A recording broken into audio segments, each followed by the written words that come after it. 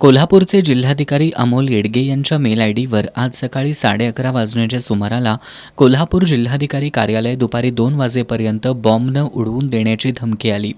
या मेलनंतर प्रशासनाची चांगलीच तारांबळ उडाली. पोलीस प्रशासन, जिल्हा आपत्ती व्यवस्थापन, अग्निशमन दल, बॉम्ब शोध पथक, गुप्त तपास यंत्रणा यांची पथकं तात्काळ जिल्हाधिकारी कार्यालयात दाखल झाली. जिल्हाधिकारी कार्यालयाच्या आवारात मोठा पोलीस फौजफाटा दाखल झाला. प्रशासनानं सुरक्षेच्या कारणास्तव जिल्हाधिकारी कार्यालयातील अधिकारी आणि कर्मचाऱ्यांना कार्यालयाच्या बाहेर काढलं.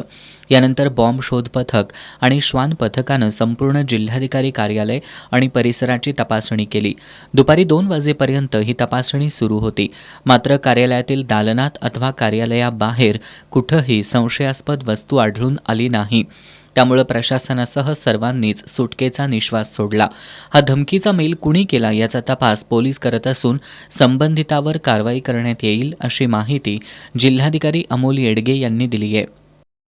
कलेक्टर कोल्हापूर आपल्या मेल आय डीवरती 11:36 प्राप्त झालेला होता.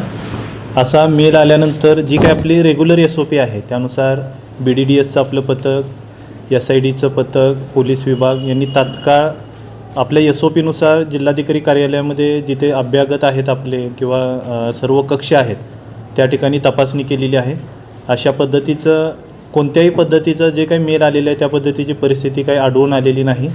सर्व अभ्यागतांची सुरक्षा लक्षात घेऊन BDDS पथकाने सर्व तपासणी केलेली आहे.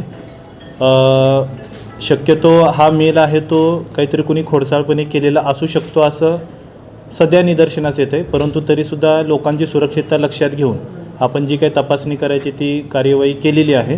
तर या मेलबाबत पोलीस विभागाकडून तपासणी करून यामध्ये जर कोणी खोडसाळपणाने असं जर केलं असेल तर जी काही कायदेशीर कारवाई असेल ती पुढे कायदेशीर कारवाई केली जाईल.